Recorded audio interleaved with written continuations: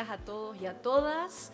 Como subdirectora de Alta Dirección de la Facultad de Economía y Negocios de la Universidad de Chile, junto a Caja La Araucana, le quiero dar la más cordial bienvenida a este nuevo conversatorio titulado El País que Espera, listas de espera y acceso a la salud como desafío nacional que estamos realizando hoy día en nuestra sede de Alta Dirección. Nos convoca un tema de enorme trascendencia social. Hoy día más de 2 millones de personas en Chile se encuentran esperando atención médica. Esta realidad no solo refleja la presión sobre nuestro sistema de salud, sino que también constituye una vulneración cotidiana al derecho de la salud. En este contexto resulta urgente reflexionar sobre cómo avanzar en soluciones sostenibles, cómo avanzar en coordinaciones público-privadas y, por supuesto, cómo avanzar en el fortalecimiento de nuestro sistema de seguridad social. Quiero agradecer especialmente a Cristian Baeza, médico y experto internacional de políticas de salud, que además de su amplia trayectoria laboral y profesional, hoy día forma parte del Consejo Asesor Empresarial, acá en la Facultad de Economía y Negocios de la Universidad de Chile. Y, por supuesto, además tenemos el gusto de que sea el moderador de esta conversación. Junto a él se van a sumar 3 destacados panelistas, quienes, por supuesto, van a ser debidamente presentados en unos minutos más, pero yo no quería perder la oportunidad de agradecerle a los 4 por haber aceptado esta invitación.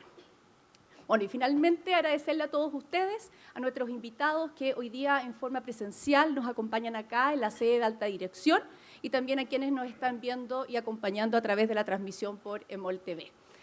Eso por mi parte. A continuación los quiero dejar con Francisco Sepúlveda. Francisco es el gerente general de Caja La Araucana, quien también nos va a dar algunas palabras de bienvenida. Muchas gracias a todos.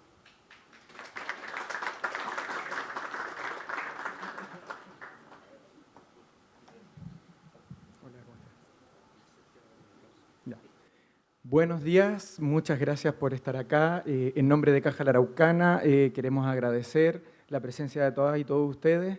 También agradecer a Alta Dirección de la Facultad de Economía y Negocios por haber organizado este encuentro, uno más de los encuentros que hemos organizado. Agradecer también a EMOL por la transmisión para todas las personas que están de manera digital. Y nos convoca un tema súper relevante, no solo para la salud pública y privada de Chile, sino también un tema de productividad. Más de 2 millones de personas en listas de espera es cerca del 10% de la población chilena esperando por una atención. Y no es solo atención quirúrgica dentro de las esperas, sino que también, y la mayoría de las veces, es una atención de especialidad, esperando una atención en temas relevantes como la oftalmología, como es la otorrinolaringología o como también lo es la odontología. Cerca del 50% de las consultas médicas en espera son en esas 3 especialidades. Temas relevantes para nosotros como Caja La Araucana, que estamos en pos del bienestar de nuestros afiliados. Anualmente les preguntamos a nuestros afiliados qué necesitan para mejorar su bienestar. Y 6 de cada 10 personas señalan que lo más relevante para mejorar su bienestar es la salud. Y dentro de la salud, evidentemente, las listas de espera son un tema aún más relevante, que, como les decía, no solo impacta en el caso de nuestros afiliados a su calidad de vida, sino que también a la productividad de las empresas que están afiliadas en la Caja. Hoy día está en boga el tema de las licencias médicas, y resulta que muchas personas que están hoy día en listas de espera están con licencias médicas. Por lo tanto, esto empieza a recalar no solo, como les decía, en la calidad de vida, sino que también en los costos y en las productividades que hoy día las empresas perciben dentro de sus organizaciones. Así que sin más, lo dejo con Cristian, quien va a moderar este conversatorio con estos grandes panelistas que nos van a presentar. Muchas gracias.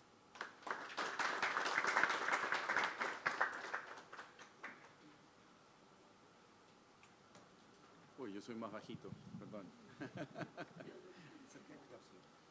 ¿Aló? Muy bien. Buenos días, mi nombre es Cristian Baeza. Yo tengo el privilegio de poder moderar hoy día esta reunión. Yo no vivo en Chile, así que para mí es un enorme placer, doble, triple placer poder venir a la FEN. Quisiera partir por decir que, bueno, primero además agradecer a Francisco por la introducción y además que echamos de menos a Álvaro. Álvaro está con gripe, no está con licencia médica, no todavía por lo menos, no se la hemos extendido.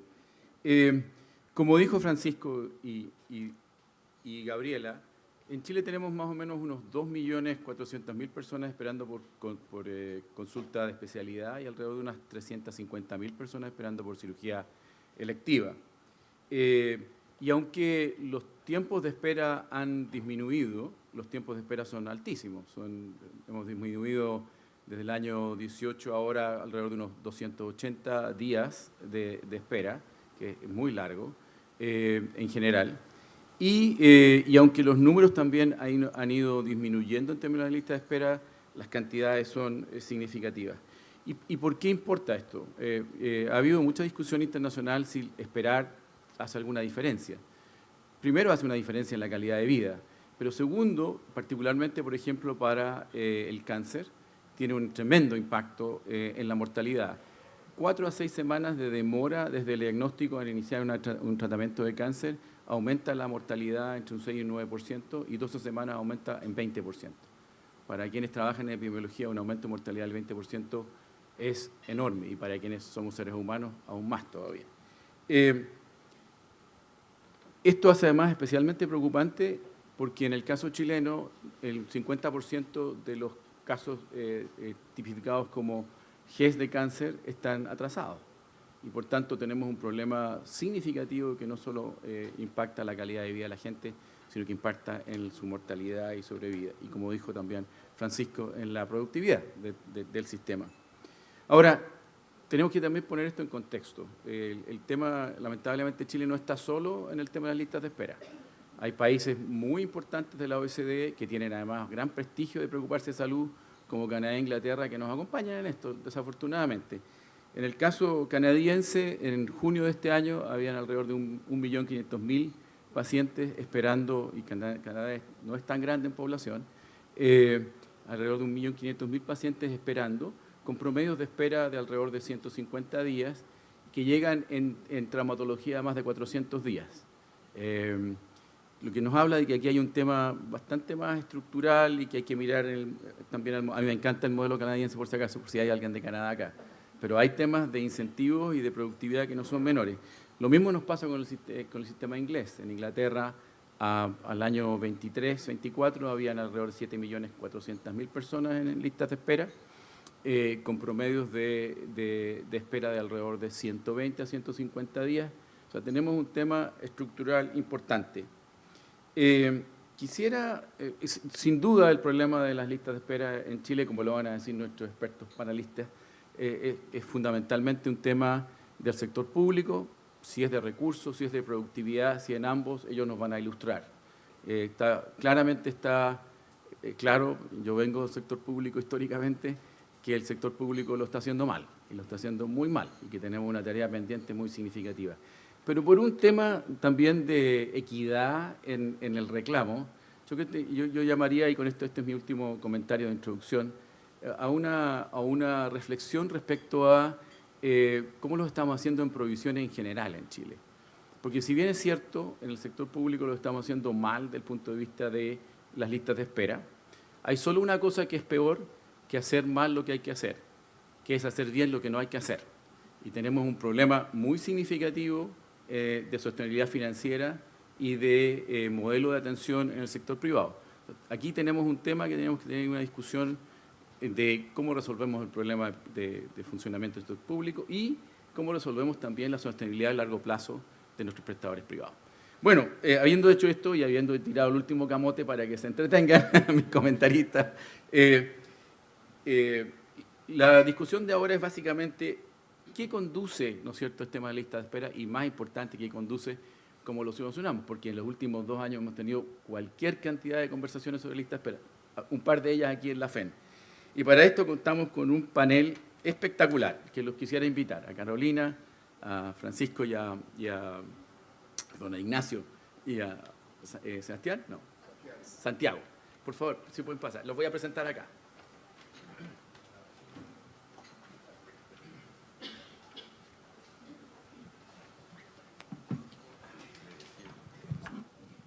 Un, dos, tres. Perfecto. Perfecto, maravilloso. Bueno, como les decía, tenemos un panel espectacular. Nos acompaña Carolina Velasco, que es una destacada economista y amiga, magíster de Economía de la Universidad Católica y de Políticas Sociales en la London School of Economics. Se enfoca fundamentalmente en políticas públicas y últimamente en salud. Estamos afortunados de tenerla en el sector. Es académica de la Universidad de San Sebastián, directora del Centro de Estudios de Ipsos de esa universidad y es autora de un sinnúmero de publicaciones. En el último tiempo yo creo que la he visto más a ella que a mi familia en LinkedIn y en cuanto foro hay. Muchas gracias, Carolina, por haberte sumado. Y tenemos además la suerte de tener a dos gestores de gran experiencia en el sector público y privado. Ignacio Valenzuela, que es gerente general de prestadores de Banmédica, ingeniero civil industrial, magíster en Economía aplicada en la Universidad de Chile. Es actualmente gerente general de prestadores de Banmédica y tiene más de 20 años de experiencia ahí, donde las papas queman, en la primera línea de la gestión de la provisión. No es médico, pero bueno, nadie es perfecto. Y tenemos también a Santiago Venegas, que es gerente general, tiene un currículum, me tomó 15 minutos de resumir el currículum, así que me vas a perdonar, lo voy a poner más corto. Gerente general de la Clínica Oftalmológica Pasteur, es ingeniero civil industrial de la Universidad Católica de Valparaíso, es MBA de ILADES, somos colegas de ILADES, y de la Loyola University en Maryland, y ha tenido una trayectoria enorme internacional y nacionalmente. Como formato de la discusión, lo que vamos a hacer es lo siguiente. Voy a hacerles 2 preguntas para calentar los motores a cada uno de ellos. Cada uno de ellos van a tener 7 minutos para contestarlas y va a haber una disciplina férrea respecto a los 7 minutos, no como el moderador, que es menos disciplinado. Y luego de que hayan contestado, les sugiero contestar las 2, las sintetizan, las manejan como ustedes quieran. Y luego, en los últimos 3 minutos, les voy a hacer una pregunta sorpresa, ¿sí? Inmediatamente voy a decir que no les voy a preguntar por quién van a votar, porque eso los va a poner en aprietos, pero va a ser otra pregunta, va a ser el sector. Así que, ¿por qué no partimos? Déjame partir contigo, Carolina. La primera pregunta es, había un sinnúmero, tengo mis años en este sector, y desde que yo me acuerdo que tenemos iniciativas gubernamentales por muchos gobiernos respecto a las listas de espera. ¿Por qué los programas y las medidas que instalan los diferentes gobiernos para abordar las listas de espera no parecen mantenerse en el tiempo o no parecen lograr la efectividad que uno quisiera cuando se crearon los programas? Esperemos un segundito, ahí está. Y la segunda pregunta es, yo creo que es una pregunta favorita para ti, porque te la he visto contestar varias veces. ¿Los hospitales públicos en este caso cuentan con los recursos suficientes para poder cumplir y reducir las listas de espera?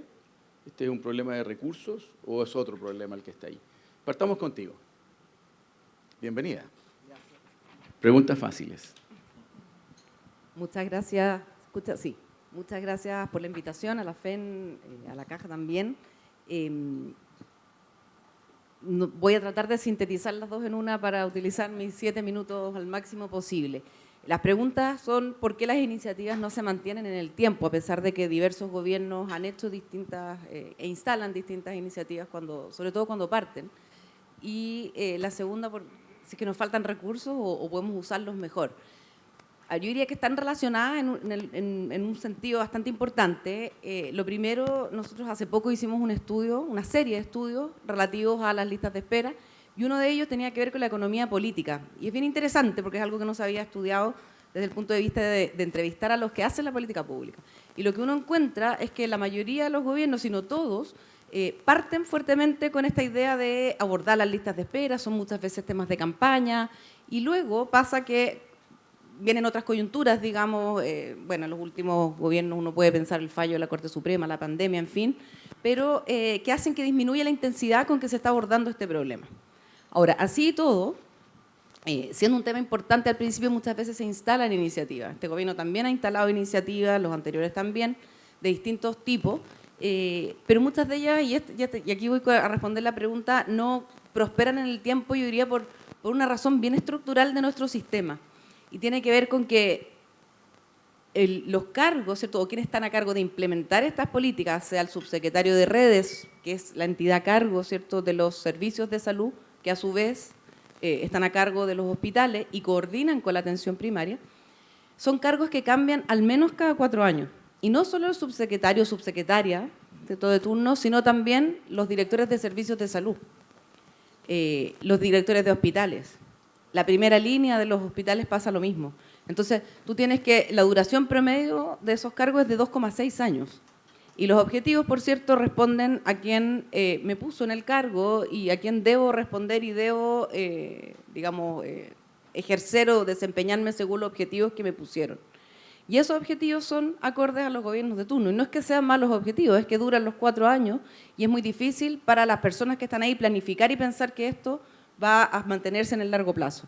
Entonces, una de las propuestas ahí tiene que ver con cómo hacer para darle más autonomía y mirada de largo plazo a las instituciones que se hacen cargo hoy día de implementar estas políticas. Y segundo, ¿por qué no tienen los incentivos a mantenerlas? Bueno, en parte porque dependen de los objetivos del gobierno de turno, digamos, y no tiene una gobernanza distinta, un gobierno corporativo, ya que estamos en la alta dirección, personas que los estén mirando a los directores de hospitales, los directores de servicios, para que cumplan la misma misión en el largo plazo. Entonces, las propuestas van por, ojalá, entregarle a una entidad diferente del ministerio, que es una entidad más política, por cierto, y tiene que serlo, la administración de estos hospitales. Y si no, al menos avanzar en entregarles más autonomía en la toma de sus decisiones, ¿cierto? Para que puedan planificar y tengan incentivos a hacerlo en el largo plazo. ¿Pensando en qué? En las personas que atienden y cumplir con esos objetivos. Entonces, ¿cómo se relaciona con la pregunta 2, digamos, de si es más recursos, faltan recursos o falta usarlos mejor, los recursos? No tengo la respuesta. No sé si por eso me preguntaste, pero no es posible tener la respuesta por la misma razón, porque no existe información clara respecto de la gestión y el resultado y el desempeño de los hospitales, porque en realidad no hay nadie monitoreando. ¿Cierto? Hoy día tenemos un proyecto de ley que lo que le dice al Ministerio de Salud es monitoree la productividad, cuando uno pensaría que es un rol que debiera estar cumpliendo, no sé, alguien que está a cargo de prestadores, lo que primero que está mirando es cómo va la productividad. Bueno, eso no ocurría porque, de nuevo, no están los incentivos, dado que tenemos un cargo que es más bien político que técnico, con las complejidades que eso puede tener, digamos, no lo digo como algo peyorativo, sino que como que tiene una mirada de 4 años y no de largo plazo. Entonces, no tenemos los datos para decirlo, pero sí tenemos algunos antecedentes. Algunos antecedentes nos permiten decir que si yo uso todas las horas de pabellón disponibles, porque no se están usando todas las horas de pabellón disponibles en el sector público, si yo las usara todas, no tengo suficientes anestesistas. O sea, tengo un déficit de recursos humanos al menos. Ahora, ¿tengo los recursos para contratarlos? Esa es la gran pregunta. Quizás, ¿cierto? Y no tenemos los datos suficientes para poder decir, si estuviéramos usando a toda capacidad todos los recursos, si esos pabellones estuviesen utilizados, ¿cierto?, el 100% del tiempo, capaz que no tuviéramos el problema de necesitar, digamos, otros recursos, o nos sobrarían recursos, o nos alcanzarían justo. Hay un estudio que dice, si nosotros en realidad usáramos en vez de las 5 horas, las 8 horas que son los pabellones para poder hacer cirugía, se nos reducirían prácticamente a 0 las listas de espera en la mayoría de las regiones del país, no en todas. Y lo otro que tenemos son estudios que nos muestran que a pesar de que hemos aumentado, duplicado en los últimos 10 años la cantidad de recursos destinados al sector salud, los resultados medidos, por ejemplo, en egresos hospitalarios se han mantenido. Entonces, efectivamente tenemos un problema de mejor uso de los recursos. Y el mejor ejemplo es lo que nos ha pasado con las licencias médicas, ¿no? El hecho de que hayan disminuido significativamente en el último mes post-escándalo, entre comillas, de la Contraloría, da cuenta de que había un montón de licencias que no tenían fundamento médico, porque si respondieron netamente a un acto público, digamos, es porque realmente no respondían a un acto médico. Entonces, creo que ahí tenemos espacios para mejorar. También hay un proyecto que aborda eso y, por lo tanto, es difícil contestar si es solo recursos, o solo gestión, perdón, o también hay algo de recursos. Al menos de recursos humanos sí, pero recursos financieros para poder quizás conseguir más horas, lo desconocemos, la verdad. Muchas gracias, Carolina. Denota mucho conocimiento de lo que está pasando efectivamente en el tema de lista de espera. Muchas gracias. Ignacio, vamos a aprovecharnos de tu experiencia vasta en el sector privado, en un en un holding muy importante en el sector privado chileno. En tu perspectiva, ¿cómo contribuyen actualmente los prestadores privados a la reducción de la lista de espera? E igual, lo más importante es, ¿qué barreras han enfrentado para apoyar a la reducción de listas de espera? Y si tú fueras el rey de la colina de la legislación, ¿qué acciones específicas te parece a ti, qué propuestas, pero más que propuestas, qué acciones específicas habría que tomar para que esas barreras que ha enfrentado el sector privado en su colaboración pudiesen ser levantadas y resueltas? Preguntas fáciles. Sí, son hartos temas, la verdad. Bueno, muchas gracias. Y tienes por 7 la minutos. invitación. Sí, yo tengo 7 minutos, lo sé. Mira, yo creo que primero uno tiene que reconocer que las listas de espera, en el fondo, la lista de espera como frase, al final suena a algo que uno puede ir banalizando porque listas de espera hay en muchos sectores.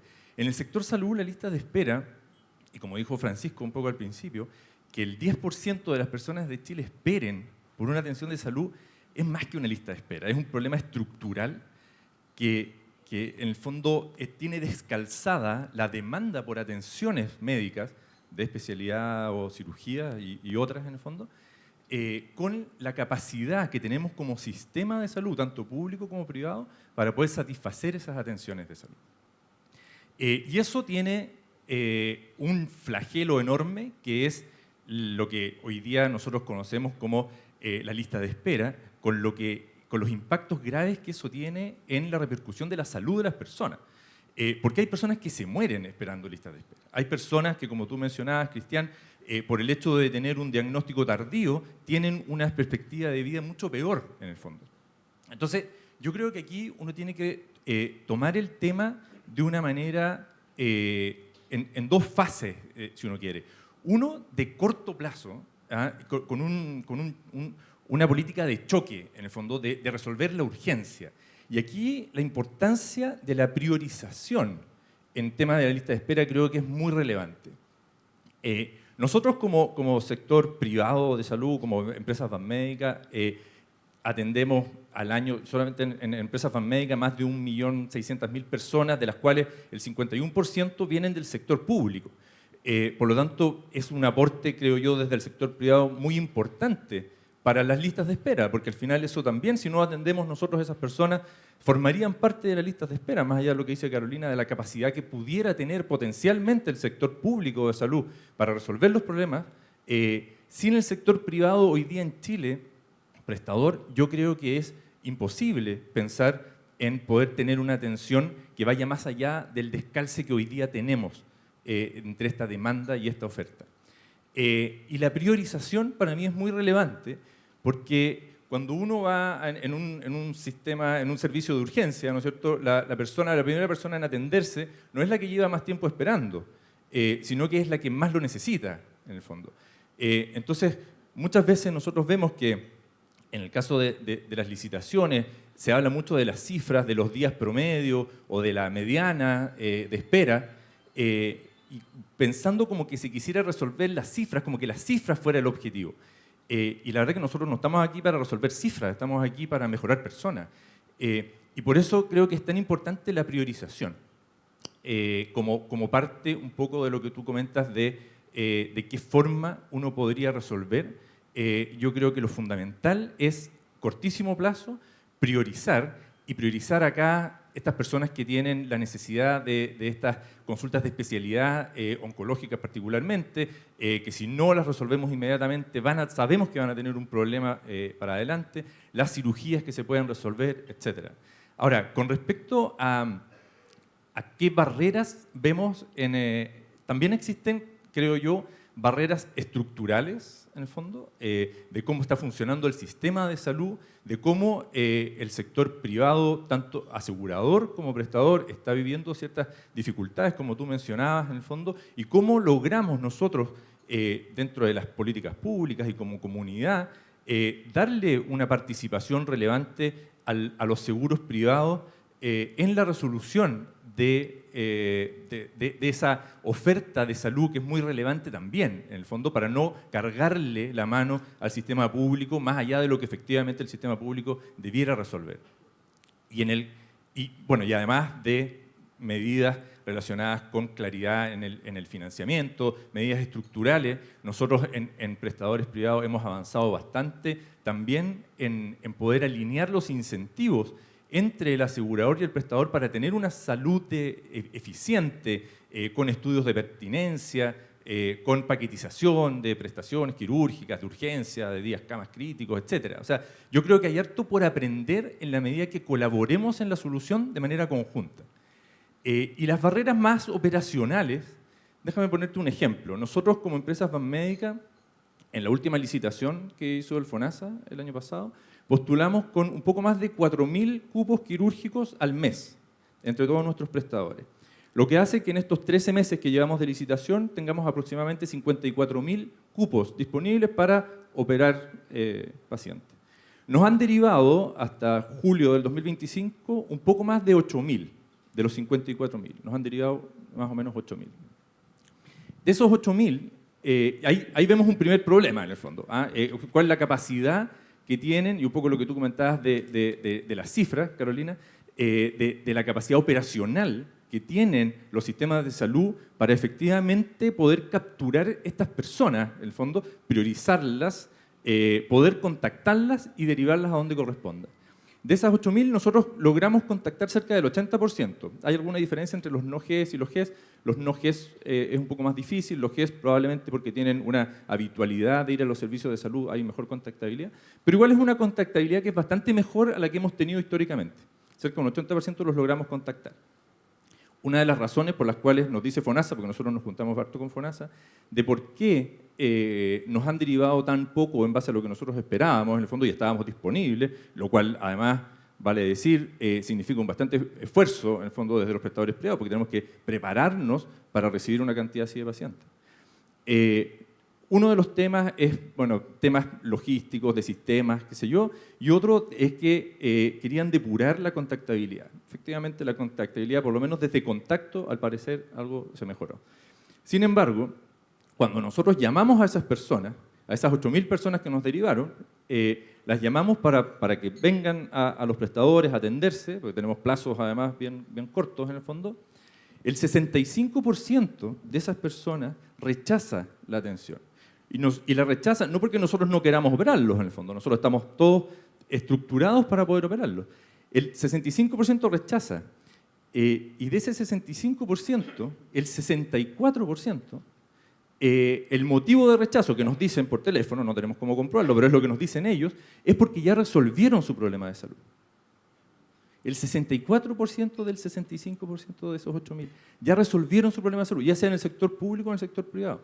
Entonces, ¿qué prioridad estamos dando? Finalmente nosotros logramos operar 3.000, un poco más de 3.000 casos en lo que llevamos estos 13 meses. De los 54.000 casos, de las 8.000 derivaciones, operamos 3.000. Y no porque no queramos operar más, sino que porque rechazan por esa priorización. Entonces, cuando uno piensa en cómo se están priorizando esas atenciones, ¿se está priorizando la cifra o estamos priorizando a las personas? ¿Estamos realmente queriendo resolver los problemas de salud o estamos queriendo bajar un número?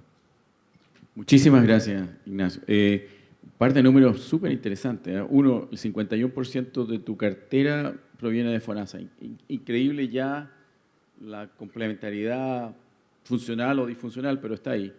Lo otro importante es si efectivamente el 64 o el 65 resolvió, si uno aplicara, yo soy médico, así que los números no me va bien, sería un 36% menos de lo que está, ¿no? Sí, ahora, ahí hay un tema, porque tú puedes decir, perdóname que me extienda, pero no quiero decir con esto que uno podría pensar que las listas de espera son menos de lo que hay. Puede ser, porque efectivamente hay personas que uno ve que están en la lista de espera y no deberían estar. Pero eso también te genera la duda de decir, bueno, ¿y cuántas personas no están y sí deberían estar? De hecho, la Contraloría hizo un estudio hace un año. Entonces, el tema del desorden de la información puede ser para los dos lados. Entonces, tampoco uno puede sacar cuentas alegres de esto. No lo son. Bueno, muy bien. Santiago, tu turno.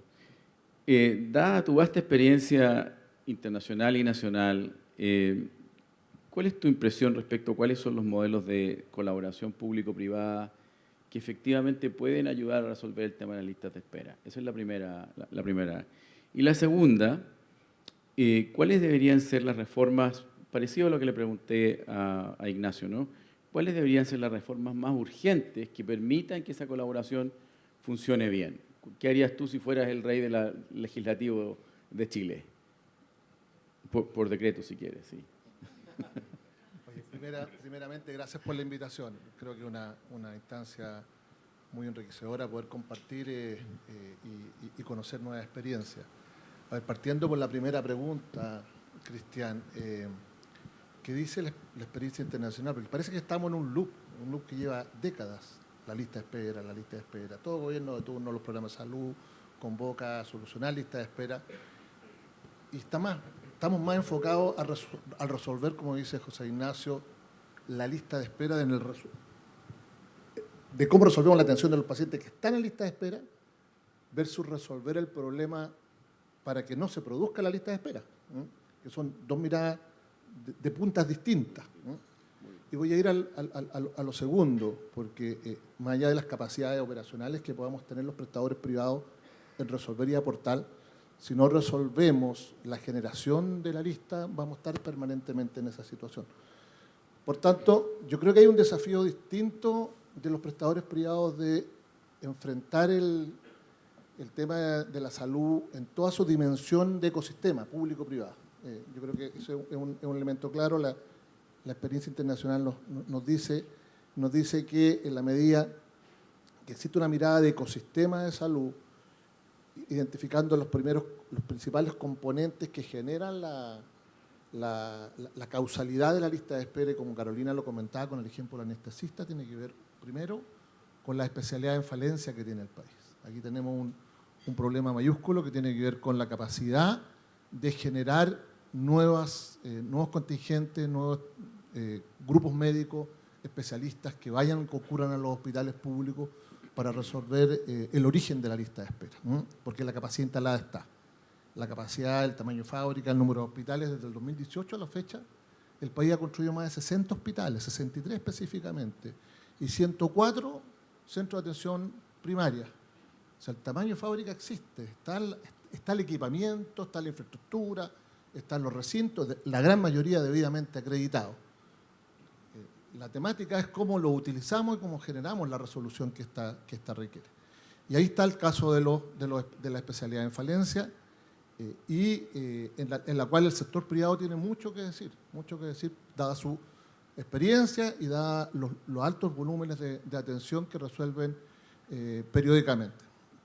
Una iniciativa concreta es que el sector privado, junto con las facultades de medicina y el Ministerio de Salud, defina un plan de formación de especialidades en falencia de las 5, 8, 10 principales especialidades que están apuntando directamente a resolver el tema de la lista de espera, y en un ciclo de 3 años empezar a generar estos especialistas. ¿Esto es posible de hacer? Absolutamente. ¿Requiere alguna legislación? Ninguna. Solamente voluntad política y creatividad organizacional. Pongo un ejemplo directo. Nosotros en Clínica Pasteur, Clínica Oftalmológica Pasteur, miramos el ecosistema oftalmológico público-privado como uno solo, y en esa línea hemos definido un plan de formación de oftalmólogos con la Universidad de Santiago, con 3 centros de atención primaria, donde durante 3 años se forman especialistas, que el Ministerio de Salud posteriormente los envía a los hospitales de mayor brecha del país. Este año, en 8 hospitales de Chile, de Antofagasta hasta Osorno, existen oftalmólogos formados por Pasteur, por la Universidad de Santiago, y destinados por el Ministerio de Salud por 6 años jornada completa. Y eso no cuesta un peso adicional. No requiere recursos públicos ni modificaciones legales. Solamente asociatividad, voluntad política y empuje. Mucho trabajo, sí. Si eso lo multiplicáramos por el número de especialidades en falencia, estaríamos generando una solución estructural al problema. Vamos a estar evitando que se produzca la lista de espera. Ese es un ejemplo bien concreto, bien virtuoso, porque a la medida que estos especialistas se forman, requieren pacientes. Y esos pacientes los provee la atención primaria y está evitando en esos CESFAN que se generen nuevas listas de espera. Segundo, tiene que ver con la trazabilidad. O sea, hoy día, lamentablemente, no hemos demorado mucho ni aplicar tecnología de información que nos permita identificar cuál es el paciente, la ficha electrónica única, cuáles son los exámenes que tiene, su historial. Y estamos repitiendo en muchas oportunidades los exámenes, los procedimientos, sin tener toda la información clínica que permita al médico tomar decisiones oportunas y resolver ese caso. Y por otro lado hay un tema cultural nuestro, o sea, y no solamente en el sector privado, sino que en el público. Cuando resulta que a cualquiera de nosotros nos duele la cabeza, nos vamos a ver a un médico general, vamos a ver a un neurólogo, ¿no? O nos duele el estómago y vamos a ver a un gastroenterólogo. Y cuando eso lo compara, ese comportamiento en otros países, eso es muy particular de Chile, ¿no? Y tiene que ver con los incentivos. En los países escandinavos o los anglosajones, el 95% de la población va al médico de familia que tiene asignado. Ese médico tiene una estructura de protocolos definida desde la práctica médica para determinar el diagnóstico, el tratamiento y los días de reposo o licencia médica. Hoy día en Chile eso está entregado al libre albedrío a los médicos. No tenemos una definición estructural de protocolos que nos permita orientar debidamente esa toma de decisiones. Y no es necesario ir a Suecia o a Inglaterra para o a California, Kaiser Permanente, que es un modelo de éxito bien interesante, sino que acá mismo las mutualidades lo tienen perfectamente instalado. Las mutualidades es un caso virtuoso a nivel mundial, y hablamos poco de ello, donde están protocolarizados estos tres drivers clave que mueven todo el engranaje de la industria de la salud. Esas tres decisiones que toma el médico con el lápiz, el diagnóstico, el tratamiento y los días de reposo, mueven la industria de seguros, mueven la industria de equipamiento, mueven la industria de fármacos e insumos. Y por tanto, ahí hay un gran espacio de avance, transfiriendo las buenas prácticas a nivel internacional, liderada, por supuesto, por médicos. Ahí los ingenieros tenemos poco que hacer en esas definiciones. Son los médicos los que definen los protocolos, definen la buena práctica, etc. El otro componente fundamental tiene que ver con el concepto del hospital. Cuando nos preguntamos qué hace un hospital desde el punto de vista numérico y cuántas prestaciones realiza un hospital, pocos se hacen esa pregunta, y cuando vemos los números es bien interesante, porque si uno ve un hospital de general, tipo Salvador o Barros Luco, ese hospital produce a lo menos 1.376 prestaciones distintas. Un día cama, un examen de laboratorio, un examen de sangre, un procedimiento. 1.376. Para producir esas 1.376 requiere 4.042 fármacos e insumos distintos. Por lo tanto, la ecuación de gestión del hospital es bien compleja para administrar a lo menos esa matriz de toma de decisiones. Y resulta que uno lo compara con otra empresa, y esto es solamente un número.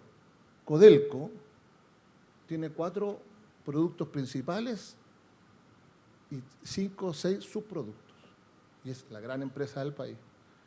Y nuestros hospitales están siendo regulados para esa complejidad con la misma estructura regulatoria que el SAC, que la Tesorería General de la República, ¿no?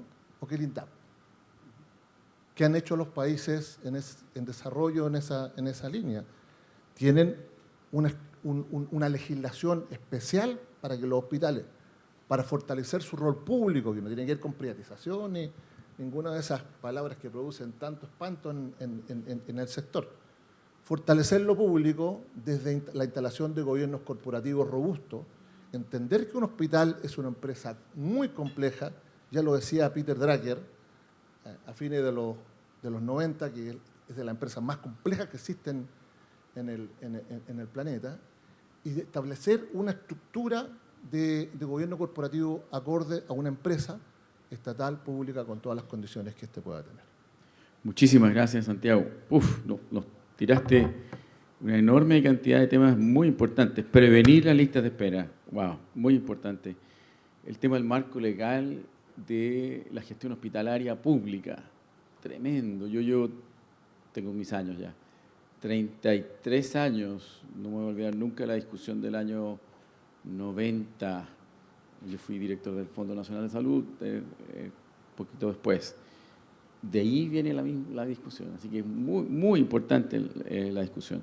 Y el otro tema que nos tiraste fue el tema de la gestión clínica, ¿no? Clinical management. Que les voy a preguntar una cosita ahora. No tenemos muchas preguntas, así que por eso alargué un poquito más la discusión. Yo les tengo una pregunta para traerlos a la coyuntura, pero una coyuntura técnica, para que no se nos asusten. Claramente el problema, por lo menos de las listas de espera, no del exceso de producción, pero de la lista de espera, es esencialmente el sector público. ¿Qué rol, y esta es la misma pregunta para cada uno de ustedes, qué rol le ven ustedes al Fondo Nacional de Salud en la solución de las listas de espera en general y en particular con algo que está muy en boga en la discusión de hoy día, que es la MSC, la modalidad de cobertura complementaria? Recuerden que están en la tele, así que para que lo que digan sea nice. Carolina.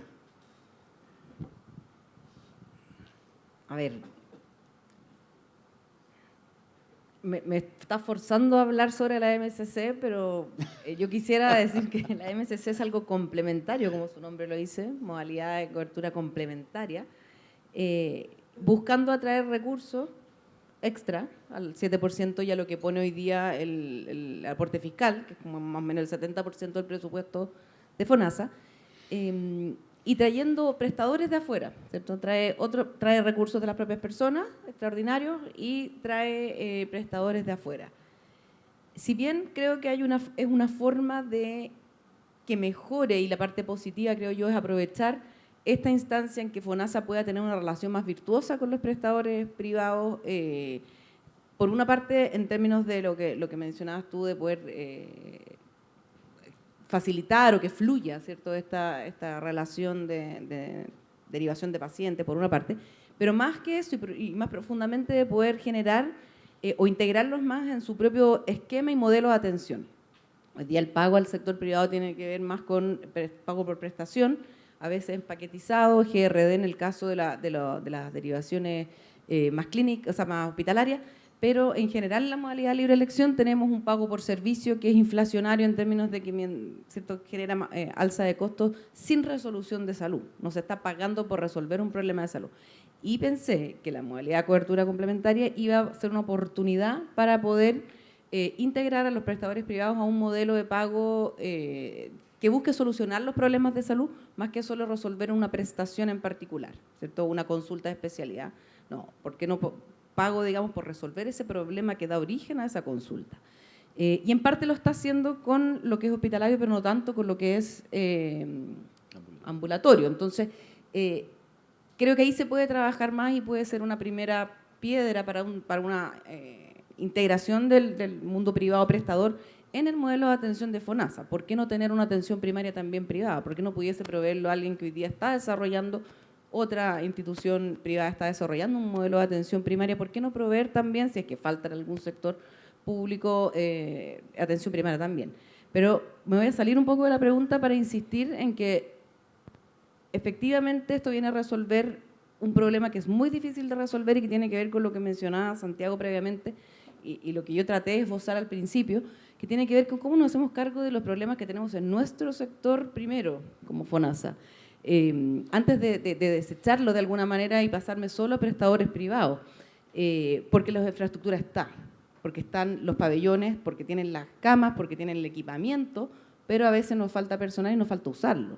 Entonces creo que ahí sí habría que dar un paso mayor antes de que solo, o confiar tanto más en la modalidad de cobertura complementaria, que va a generar además un mayor costo para FONASA porque más gente se va a atender en el sector privado y no todo se va a pagar con la parte que aportan las personas. También hay un aporte de FONASA en la MSC, la modalidad de cobertura complementaria. Entonces, importante volver también a lo que tenemos que tocar de fondo, que son los propios prestadores, y el modelo sin duda está obsoleto. O sea, sin duda la complejidad que requiere para operacionalizar un hospital no puede seguir siendo con la estructura que tenemos hoy día organizacional. Ya eso iba yo, lo dije más sutilmente, pero lo podemos decir de manera más directa. Efectivamente se requiere una modificación del régimen de atención del régimen de organización que tienen los hospitales. Así como está hoy día no funciona. Gracias, Carolina. Y mi pregunta es con ambos. La MSC parece que está demasiado ¿cuál es el rol de FONASA? Y en ese contexto, la MSC, que es justamente lo que tú apuntabas, ¿no? Que es cuál es el rol de FONASA en ordenar los incentivos de nuestros prestadores públicos que existen hoy día. Yo, yo fui director de FONASA, no se lo doy a nadie.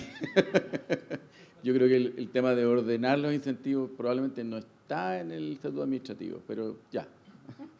Adelante. Mira, yo creo que FONASA necesita ser autónomo de partida. Para poder enfocarse en los problemas reales técnicos y en el largo plazo. Lo que decía Carolina de la duración de los ejecutivos, los directores, en el fondo de los servicios, pasa un poco también con el FONASA al tener un rol más político y cambia al director con el cambio de gobierno. Si fuera un ente autónomo, podría focalizarse en los problemas de largo plazo. Y los problemas de largo plazo, yo comparto que es resolver cómo internamente dentro del sector público, en el fondo somos capaces de ser más productivos y de hacer calzar más esa demanda por atenciones con la oferta necesaria, pero también considerar que existen prestadores privados, que tenemos capacidad. Salió hace poco un estudio de Clínicas de Chile donde decía que, bajo ciertas condiciones un poco ideales, pero se podían resolver las listas de espera en menos de 2 años en todo Chile con la capacidad que hoy día tienen los prestadores privados y ciertas condiciones de precio y de movilidad. Pero en el fondo eso tiene que tenerlo en consideración FONASA. ¿Cómo articulamos, cómo FONASA articula para la solución de problemas públicos de salud al sector prestador público y el sector prestador privado? Nosotros como Banmédica, no voy a hablar como prestadores privados, pero como Banmédica, prestadores Banmédica, nosotros no queremos ayudar a resolver las listas de espera. Nosotros queremos ser parte de la solución estructural de las listas de espera. Y para eso necesitamos políticas públicas estructurales que nos permitan participar de manera permanente, con plazos de pago conocidos en el fondo. Hoy día el FONASA no tiene plazos de pago que nos permitan a nosotros tener una claridad respecto a las inversiones que podamos hacer, a la capacidad instalada que podamos poner a disposición para resolver los problemas de salud, tanto antes, como decía Santiago, como los problemas urgentes de listas de espera que tenemos hoy día. Entonces, trabajar en interoperabilidad, por ejemplo, que el mismo FONASA nos impulse a trabajar en interoperabilidad para que la complementariedad público-privada sea real y un paciente pueda transitar entre el sector público y el sector privado libremente y que en el fondo pueda estar en su servicio de salud, ir a una clínica privada, resolver un problema agudo que no tiene a lo mejor hoy día cabida en el sector público y poder volver a su servicio de salud, a mantener sus atenciones,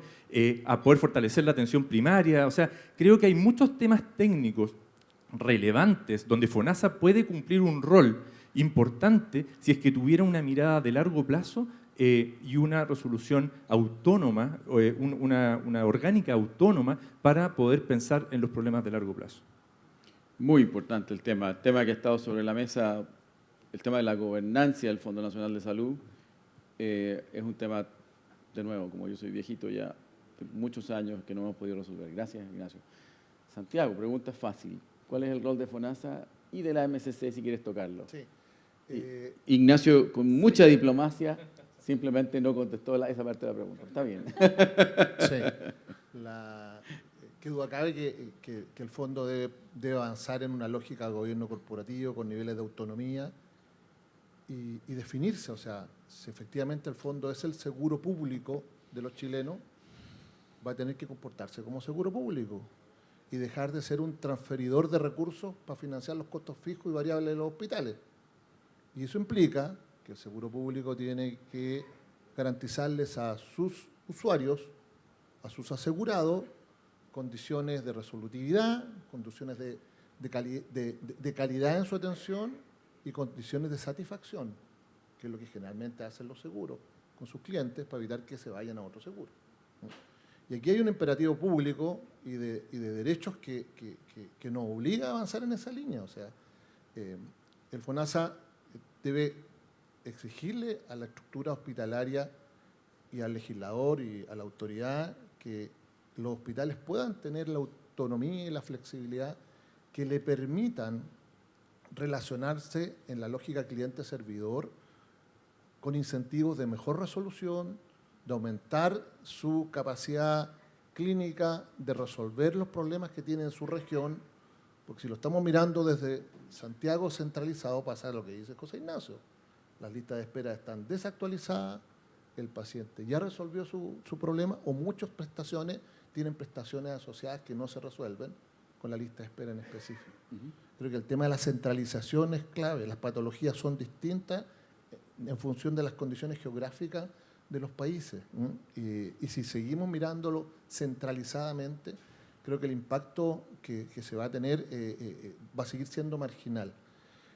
El FONASA como seguro público en esa línea tiene un gran desafío por delante, son muchos los recursos que administra y en buena hora, y en ese desafío, resumiendo, son dos grandes componentes: asegurar la mayor capacidad resolutiva posible, con estándares de calidad y seguridad, con prestadores debidamente acreditados, y con niveles de satisfacción competitivos con otros sistemas.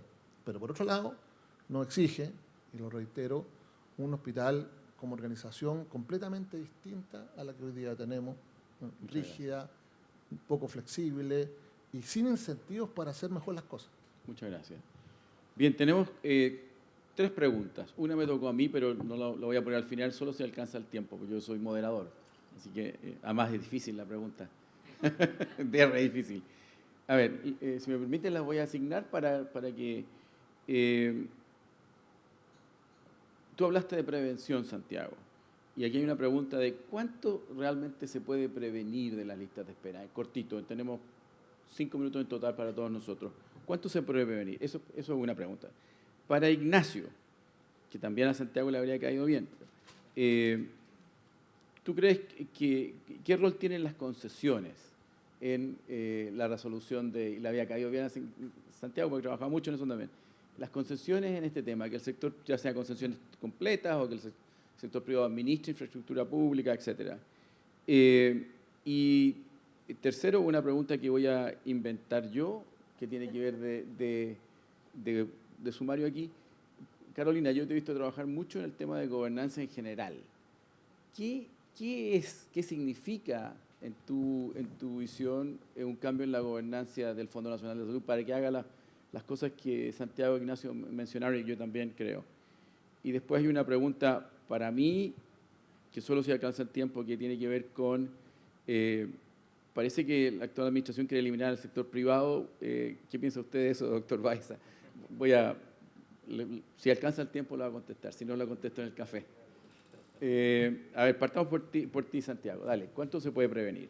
Muy buena pregunta, porque nos faltó destacar que salud no es solo prestación. Correcto. O sea, que salud no es solo resolver Correcto. Un problema clínico. Salud es prevención y foco ahí con los crónicos. O sea, vital prevenir que el crónico, los hipertensos, los diabéticos, los cardiópatas, que vamos en una curva ascendente, vamos porque tiene que ver con la edad. La promoción, hábitos de vida saludable, tanto los derechos y los deberes que tiene el paciente, porque aquí hablamos mucho de derechos, poco de deberes. Deberes como cumplir con el tratamiento, llegar a la hora, hacer deporte, tener una vida adecuada en función de la recomendación clínica. La prestación misma, la atención y la reinserción en la vida cotidiana. Esos son los componentes claves que cualquier modelo de salud se exige, y también los prestadores privados nos debemos exigir con los pacientes. No es solo el ticket, no es solo facturar, no es más cirugías que haga o más exámenes de laboratorio que haga el prestador, está cumpliendo con su objetivo. Por el contrario, es una parte, ¿no? En la medida que tenga a sus pacientes sanos, debidamente compensados, está cumpliendo con su objetivo sanitario de ser un prestador que está debidamente preocupado y ocupado de la atención de sus pacientes. Gracias, Santiago. Ignacio. Mira, yo creo que como país, y dado el flagelo que vemos día a día en la lista de espera, no podemos darnos el lujo de descartar ninguna buena alternativa. Y el tema de las concesiones ha demostrado ser una buena alternativa, más allá que puedan necesitar ciertas regulaciones, pero yo creo que nosotros todos quienes quieran aportar a mejorar la productividad, ya sea construcción, implementación u operación de un centro hospitalario a través de concesiones, en el fondo, yo creo que estaría completamente abierto a avanzar en esa vía. Nosotros, desde el sector privado, tenemos mucho que aportar y que poder compartir. Lo mismo el sector público. O sea, yo creo que el tema del sector público, en lo que mencionaba Santiago, de la segregación de atención, a lo mejor un poco a la fuerza, pero la atención primaria y cómo después recién de la atención primaria se puede derivar hacia consultas de especialidad o atenciones más complejas, está mejor desarrollado en el sector público que en el privado hoy día, claramente. Pero el sector privado también tenemos tenemos prácticas. O sea, hoy día tenemos un sector privado de salud que se autofinancia y que no tiene listas de espera, con mecanismos de financiamiento probados, con en el fondo distintas alternativas y formas de hacer las cosas que se pueden traspasar también al sector público. Y las concesiones podría ser una alternativa válida. Magnífico, muchas gracias. Carolina, fácil pregunta. Sí, me quedé pensando, ¿cómo decirlo? Muy, muy fácil. A ver, la gobernanza tiene que ver con que yo tenga claridad en las reglas con que tengo que funcionar, que haya un mandato claro, pensando en FONASA, lo que tiene que hacer es entregar a sus beneficiarios el plan de salud, mantenerlos sanos. Y después, ¿cómo organizo la institución? ¿Qué atribuciones le paso? ¿Qué competencias? Y cómo organizo su jefatura, la estructura organizacional para que ese mandato se cumpla. Estamos en la alta dirección acá. Yo creo que una contribución importante, y devuelvo la pelota por la pregunta difícil, que hagan una propuesta, que se realice o se estudie el tema de cómo organizarle un buen gobierno corporativo, capaz que necesite. Y nosotros hicimos una propuesta hace un tiempo atrás con un grupo transversal de académicos, ex autoridades, en fin, donde se proponía justamente tener un gobierno corporativo, un directorio de FONASA, un consejo directivo, como quieran llamarlo, pero que tenga atribuciones para poder evaluar e intervenir en el nombramiento y en la desvinculación de quien está a cargo. Ahora, no saca nada estar poniéndole las penas del infierno a quien esté a cargo de FONASA si es que esa persona o esas personas, si es que es más amplio el gobierno corporativo, no tienen el poder de tomar decisiones para poder definir cómo compran, a quién le compran, si concesionan o no.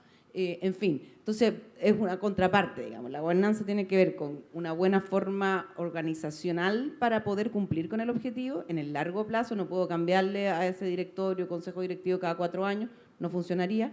Tendría que ser cada 6, ojalá traslapado, en fin. Y además con las herramientas, ¿cierto? Las atribuciones para poder tomar las decisiones respecto de sus recursos humanos. Me alargo un microsegundo. Hoy día FONASA no autoriza las licencias médicas, por tanto solo hace de caja, tú lo dijiste de una forma muy elegante, caja pagadora, pero lo dijiste transferidor de recursos. Y lo mismo con la atención primaria. ¿Quién paga la atención primaria? Queremos una atención integral, una APS que integre, que solucione, pero la atención primaria en salud hoy día en Chile es un per cápita que lo define por ley, un estatuto, lo paga y administra, lo administra y lo fiscaliza el Ministerio de Salud. FONASA no dice nada. Se difícilmente, salvo en lo que concierne al GES, puede fiscalizar lo que ocurre en la atención primaria o exigirle que se corresponda con lo que ocurre en los hospitales. Y con los hospitales está bien, participa, ¿cierto?, en los convenios de desempeño, pero tuvimos que crear un proyecto de ley que está ahora en discusión, el mismo que mencioné previamente sobre redes y productividad, que está buscando darle más potestades a FONASA para poder exigir más en los convenios de desempeño a los hospitales. O sea, tampoco tiene una fuerte relación en definir los convenios y las condiciones del convenio con los prestadores que contrata, que conviene. Y lo mismo pasa con los privados. Entonces sería como atribuciones generales para FONASA. Muchas gracias. Me voy a tomar la libertad de cuasi comprometer a la FEN a hacer un diálogo como este respecto al futuro de la gobernanza de FONASA. No es menor, porque FONASA en la práctica hoy día, si uno saca a las Fuerzas Armadas en la cobertura, está casi llegando al 90%. Yo no soy economista, soy médico, pero el 90% se ve bastante cerca de monopsonio. Y cuando uno tiene un monopsonio, tiene que empezar a preocuparse de cómo tú regulas el monopsonio y cómo se gobierna el monopsonio. Así que, bien, hagámoslo, va a ser entretenido. Va a ser además un tópico bien. Hay una pregunta que voy a intentar, voy a hacer un comentario más que nada. Es interesante la pregunta respecto al sector privado y esta administración. Espero que no tener problemas de poder salir y entrar del país después. Pero lo que quiero decir es lo siguiente. Es interesante cómo se habla y lo que se hace, ¿no? Porque cuando uno mira lo que se habla, o que escucha lo que se habla, efectivamente hay mucha animosidad en contra del sector privado, por lo menos es mi impresión, y la de ustedes, supongo. Pero después cuando uno mira lo que ha ocurrido en la práctica, y uno dice, bueno, hay una ley corta. La ley corta probablemente es fundamentalmente un paquete financiero de transición, ¿no es cierto?, muy significativo, sin cuya ley no habría, probablemente habría capotado el sistema. Entonces, y esa ley corta, yo estuve en el Senado varias veces sobre ese tema, fue una ley corta que la movió, la propició la actual administración. Uno. Dos, cuando uno ve los volúmenes, por lo menos en la teoría, no sé si en la práctica, como decía Ignacio, que FONASA ha intentado comprar afuera, son volúmenes muy significativos. Si uno pone la pandemia afuera, probablemente los más altos que hemos tenido. Entonces, yo creo que ahí hay una dicotomía. En lo personal, ¿qué pienso yo? Uno, no existe ningún sistema de salud en el mundo que yo conozca, y yo he trabajado en hartos sistemas, como les dije, ya tengo mi edad, que sea puro, o puramente privado o puramente público. El secreto menos conocido es que el sector de salud norteamericano es público. 67% del financiamiento del sector salud norteamericano es público. Si uno pone el Medicare, el Medicaid, el CHIP, la Veteran Administration, etcétera, etcétera, y los subsidios el sistema inglés es público. Todos los médicos de atención primaria son privados y son contratados privados. Y si uno ha tenido la oportunidad, como yo he tenido, de mirar los contratos entre el NHS y los contratos con la atención primaria, son increíblemente privados. Mis colegas de Inglaterra probablemente hacen un curso de finanzas antes de ser contratados desde GPs. Entonces yo creo que hay mucha retórica, pero efectivamente en la práctica las sociedades y los países han decidido tener sistemas que son mixtos. Ahora, el gran desafío es si uno ignora que somos mixtos y por tanto no maximiza el impacto que tiene trabajar en sinergia y juntos, y los ignora, o no los ignora y efectivamente lo hace trabajar juntos. Yo creo que ese es el debate que hemos tenido en muchos países y Chile no lo hemos terminado. Hay otra pregunta de la MSC, pero no la vamos a alcanzar. Quisiera en 2 segundos intentar hacer un wrap-up. Primero, gracias a los panelistas, gracias a la FEN y a la Araucana por haber facilitado. Yo creo que los espacios de diálogo sobre estos temas, y ojalá diversos, son muy críticos. Aquí se levantaron temas muy importantes. Un tema de que el tema de las listas de espera, si bien es cierto, es un tema del sector público, hay un espacio enorme de colaboración público-privada y hay temas de know-how, de conocimiento, que los dos sistemas pueden compartir para prevenir y para manejar el tema de las necesidades de atención oportuna de las personas. Muy importante. Se tomaron algunos temas de organización del modelo de atención de salud, donde tenemos un problema muy serio, porque por un lado tenemos un sector público que más o menos tiene una atención primaria, un sector privado que no la tiene, pero por otro lado tenemos una gestión privada hospitalaria mucho más eficiente en lo micro que el sector público podría aprender. O sea, aquí hay aprendizajes, y yo creo que lo que la FEN y la Araucana ha facilitado es un gran diálogo que deberíamos continuar. Muchas gracias a todos los participantes, espero que se hayan entretenido y hayan aprendido. Yo aprendí muchísimo, gracias a los panelistas, y nos vemos en la próxima. Muchas gracias.